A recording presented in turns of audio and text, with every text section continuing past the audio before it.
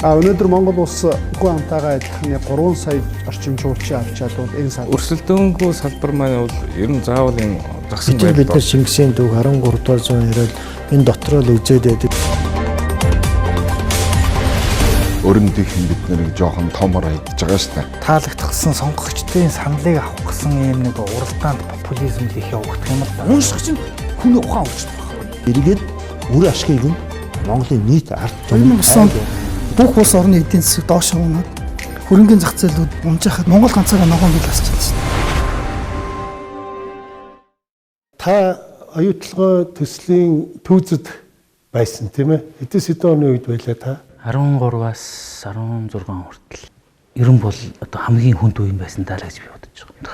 Баяжуулах үйлдвэр ашиглалтанд орох болцсон, үйлдвэрлэлээ эхлэх болцсон, зэсийн үн унтсан, зардал хэтэрсэн. За тэгээд хоёр тал арбитрт очиход бэлдсэн, хоёр тал хоёлоо ингээд бүх юмаа бэлдээ сууж исэн. Дээр нь татврын маргаан үүссэн. Их л олон асуудал байсан. Яг тэр үед л ажилласан л. Чи нэг засгийн газар улаан сайд энэ нөгөө хэн тэрвиш тавгүй хоёр чинь тэрвиш тавгүйч тэр үед шадар сайд байсан. Энэ хоёр орж ирээд бас шалгалт хийсэн тий. Тий. 3 сайтай хамтарсан ажлын хэсэг гаргасан байгаа. Ягаад гэвэл нөгөө гэрээний хэрэгжил яригдаж ирсэн учраас. Тэгээд тэдний хувьд бол feasibility гэдэг өгчөө өөрөө зөвхөн боломжийн судалгаа, таамаг гэсэн үг байхгүй. Энэ бол зөвхөн таамаг юм байна, боломжийн судалгаа юм байна. Техник эдийн засгийн үндэслэл бол өөрчлөгдөж болно. Ягаад гэвэл зэсийн үн унлаа, өслөө, дагаад тэзээ өөрчлөгддөг. Манайд яадаг вэхээр соёлын маш том ялгаа байгаа юм л да. Нөгөө зөвлөлтийн үед Оросоос авцсан техник эдийн засгийн үндэслэл бол хөдөлшгүй юм аа. Тэрийг бүр хатуу барих хэрэгтэй. Хатуу барих хэрэгтэй, ойлголттой. Гэрээ бол өөрчлөгдөж болно. Нөгөө тал нь болохоор хөрөнгө оруулалтын гэрээ бол өөрчлөгдөхгүй. Гэрээ бол хэзээ ч өөрчлөгдөхгүй. Техник эдийн засгийн үндэслэл бол өөрчлөгдөж болно гэсэн ийм л байр суурьтай байхгүй. Тэгэхээр хоёр өөр соёлын одоо нэг тийм маргаа яваад байгаа байхгүй. Айлч гэрээн дээр нэг айхтар тийм зардал хэтэрсэн бол яах юм бэ гэсэн зохицуулт бол бараг байхгүй. Тий. Яг ойролцоогоор нэг 4 тэрбум доллар оруулах юм байна шүү гэсэн ганц л тоо байд. Тэр 5.1 гэдэг бол техник эдийн засгийн үндэслэлээс л гарч ирж байгаа юм л да. Тэгээд энэ техник эдийн засгийн үндэслэлийг бол авийнхаа майнс үед хийсэн гэж байгаа байхгүй. Тухайн үед батлагдсан. Тэгээд яах вэ? Манайхан чинь 2009 оны 10 сарын эхээр гэрээгээ зурсан байдсан шүү дээ. Тэгээд тэзүүг нь хүлээж авахдаа эрдэс байлгийн мэрэгжлийн зөвлөлдөр хүлээж авахдаа 6 сарын дараа буюу 2010 оны 3 сарын 25-нд л хүлээгээд авцсан байлээ л дээ. Тэгэхээр тэзүүг дээрээ тоогоо яг ингэж тохирохоос өмнө л гэрээгээ зурчихгүй. Одоо 2002-2003 он хавцаа бол лицензүүд авцсан юм билээ. Тэгээд нэгэнт ашиглалтын лиценз авцсан компани бол яг үндэ бол тэр гэрээ байнууд хэцүү намаагүй л байна. Аль 2002-2003 онд бид нар санаачлах нөгөө хөрөнгө оруулагч талдаа алдчихж байгаа байхгүй. Тэгээд тэрний араас дандаа юм нөхөж хийсэн. Улс төрчсөн мэдээллүүд, татвар, зардлын маргаан, үл ойлголцол зэрэг олон хүчин зүйлээс оюу толгой төсөл хэсэг хугацаанд зогссон.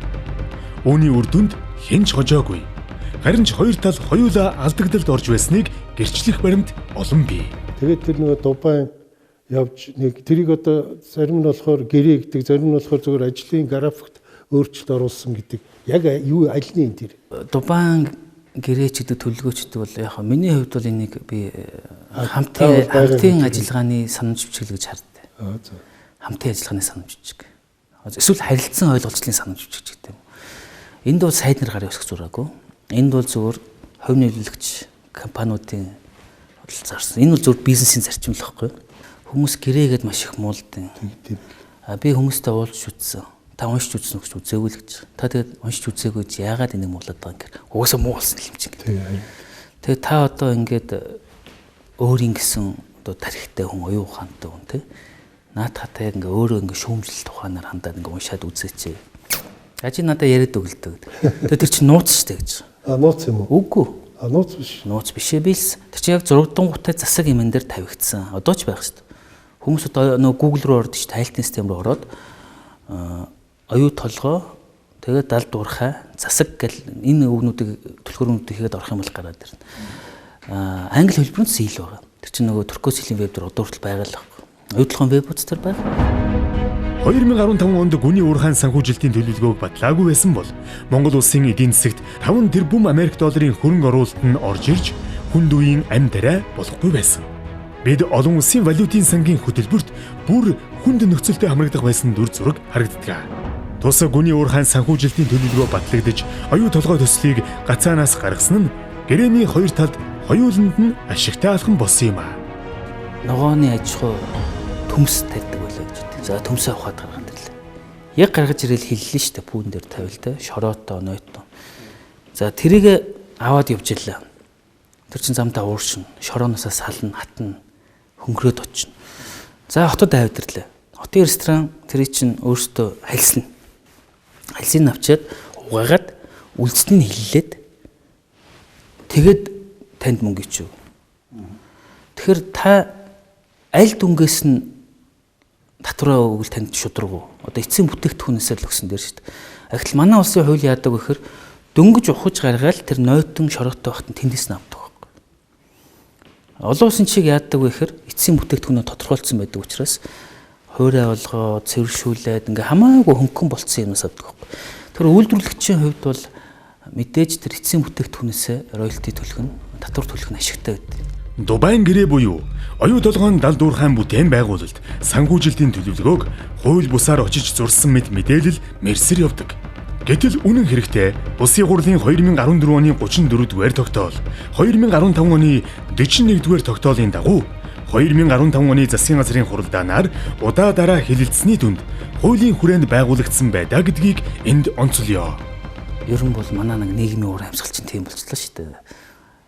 Тийм муу талаас нь илүү авдаг. За тэгэл бүх юм хувилдаанаар явдаг энэ тэр тэгэл гадныханд мүлжүүлээд ингээд яг ингээд өөрсдийнхөө эрүүл сарвал ухаанаар ямар нэгэн тийм хин нэгэн одоо сонгуульд ялгсан улс төрчийн тэр нэг санаатаа явуулж байгаа тэр мессежд автахгүйгээр яг өөрөөс хараад үзсэмээр байгаа юм л да манай одоо нийгэмд байгаа хүмүүс.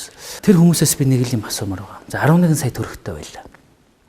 За 11 сая төгрөгтэй байж байгаа нэг бүглүү сумд очлоо. Тэгээд тэр сумд очиод нэг засаг дарагтаа гэрээ хэлээ л дээ. За би танаа сумд. Би Улаанбаатар хотоос ирсэн хотын иргэн. Танаа сумын ёс заншлыг мэдгүй. Гэхдээ би бол надад мөнгө байна. Танаад одоо нэг юм чицраны ч юм уу эсвэл одоо гүзээлжихний ч юм аж ахуй хэрэглээ. Тэгээд засаг дарга заавал тгий та одоо ажлын байр бий болох юм байна. Бид тэр ингээ ашигтай ажиллахаараа ашигаасаа 34% авчаа ингээд хамтраад эхлэе. Харин их ингээл явж ирсэн чинь ирээл за танах зардал төрсэн маань хаана гар одоо энэ хүнийг ажилдаа энэ юм нийлүүл те. Тэгээ танах татвараа бага төлсөн байна. Танах ашигтай ажиллаж ашигаа шилжүүлэхдээ ашигаа нуусан байна гэд. Тэгээ би хэлнэ шүү дээ. Нөгөө хөрөнгө оруулагч минь хэлнэ шүү дээ. Заавчлаараа би 11 сая төгрөг оруулсан байна танаа энд. Танаа юун дээр чинь нэг 100 хүнийг ажилтаа болгоч та сум дээр чинь. За тэгээд одоо миний олсон орлого бол ердөө 6 сая төгрөг байна. Өнгөрсөн одоо 3-4 жил би бол 6 сая төгрөгийн л орлого бол. Яг оюутлогоо дээр бол 5.5 тэрбум доллар л да. 11-ийн гаргаж 5. Тэр ашигын төлөө ярих бол эрт байна. Дээр нь одоо 11-ийн нөхөт хийх. Дээр нь анх засаг ноён тантай ингээд тохирч яхад энэ гадагшаа шилжүүлж байгаа мөнгийг бол одоо газар нутгийн зарчмаар гэж анх тохирсон. Энийг цөмөр бол ингээд докторжуулсан байгаа. Гэтэл та нар 11 он тэр хуулиа өөрчлөөд одоо их усрын зарчимтай болгоцсон. Тэгээд би одоо нөгөө анх тохирсон хуулиараа докторжуулсан хуулийн дагуу явахаар та нар намайг хууль зөрчсөн гэд гинт хэрэг түлхээд байна гэл одоо хэлнэ шүү дээ. Тийм үү? Би яагаад 11 сая төгрөг оруулчихад яагаад дөнгөж 6 сая төгрөгийн орлого болчиход тэгээд тэрнийхээ та нар бол 2 сая төгрөгийг аль хэдийн авцсан баг. Одоо Монгол Улсын засгийн газар бол аль хэдийн 2 тэрбум доллар авцсан байгаа шүү дээ. Нөгөө нэг янз бүрийн ашиг нийгмийн дадлага шин дүнлэг юуч гаргаагүй гэж. Би бол хөрөнгө оруулалтаач нөхөөгүй байна. Тэг яагаад та нар намайг одоо хууль зүйцэн гэд гинт хэрэгтэн гэдэг байгаа юм бэ? Тэгээд нөгөө хүн хэлж байгаа шүү дээ. Тэр засаг нь энэ чинь өөр хүн байсан юм ээ. Одоо би өөр засаг юм байна. Тэр үед чи хууль өөр байсан. Одоо хууль өөрчлөгдсөн. Та хууль зөрчсөн. Гэж сууж байгаа байхгүй. Хэрвээ цаашдаа бид нар яг олон улсын зарчмаар явъя гэж байгаа бол тийм ийм байж болохгүй л дээ. Монгол улс бол ганц оюутлогоо биш шүү дээ. Тэгээ оюутлогоо одоо ингэж буулгаж явах чинь гэж Монголынхаа макро эдийн засгийг бол унгаж болохгүй. Мэдээж хардах сэрдэх юм байгаа бах. Энийг бол мэдээж юу одоо тэр хууль хяналтын байгууллагууд шалгах бах. Тэгээ хамгийн гол нь шударга байгаас манай одоо хууль манай энэ нэгтлэн бодох бүртгэлийн стандартд бол болохгүй юм бол зөндөө байгаа. олон улсын стандарт бол ингээ хөгжөөд явчихлаа. Энэ хоёрын хооронд бол зөрүү байгаа. Тэгэхээр мэдээж татврын маргаан бол хідэр байдаг. Дубайн гэрээгээр Монголын тал 53% өгөөж хүрдэж байгааг олон улсад нэр хүнд бүхий хөндлөнгийн үнэлгээний компани болох Sherman Sterling болон Comparator Limited-ийн дүгнэлтээр баталгаажсан. Хэрв хоосон улс төржиж оюу толгоогоос ямар нэг татвар нэмж авахыг хүсвэл Монголын тал аль нэг орлогоосоо нөгөө талдаа буцааж өгөх асуудал үүснэ. Яагад гэвэл хоёр тал 53-47 гэсэн харьцаагаар өгөөж хүртэн хэмээн тохиролцоо. Ер нь бол оюу толгой байсан учраас манад бол нэлээд олон гэж банкуд орж ирж байна. Оюу толгой байгаа учраас манад бол энэ ноц тий олон улсын валютын сан эдгээр бол ингээ хөтөлбөр хэрэгжүүлж байгаа байхгүй тий. Тэгээд дээр нь манайх бол тухайн үед бол төлбөрийн тэнцлийн асар том алдагдлалд орсон байсан шүү дээ. Ерөөсөө хөрөнгө оруулж ирэхээ болцсон. Одоо бол ингээ жилд 1 тэрбум доллар орж ирээд байна шүү дээ. Энд чинь өөрөө нөгөө долларын хашинд бол нэлээд том байдал үүсгэж байгаа юм. За дээр нь хэрвээ оюу толгойн одоо гүний уурхайн бүтээн байгуулалт яваагүй бол энгийнээр бодоход 7000 хүн бол ажиллахыг сууж байгаа. Маш олон ханган нийлүүлэгч нар бол ажиллахыг сууж байгаа. Оюу толгой бол жилд нэг 700 орчим сая долларын худалдаа авалтыг бол Монгол улсад хийж гин гэж үздэг. Мэдээж одоо 70 дуурхайн бүтээн байгуулалт бол тусдаа нэмэгдэл мөнгө орж ирж шүү дээ. Энэний цаана бол маш олон одоо ханган нийлүүлэгч нар ажлын байртаа болж байгаа. Тэгэхээр энэ эдийн засагт хэлэхэд бол маш чухал нөлөө үзүүлж байгаа л та. Оюу толгой компани Монгол улсын эдийн засагт оруулсан хамгийн том хувь нэмэр нь Монголын компаниудаас худалдаж авсан бараа үйлчилгээ юм. Монгол улсын хөлийг 2.6 удаа бүтэн тойрох буюу 21830 км зам барих. Эсвэл 190 ширхэг нарны гүүр барихтаа тэнцэх 9.5 их 80 төгрөгийг 2010-аас 2017 онд оюу толгой компани дотоодын худалдан авалтандаа зарцуулжээ.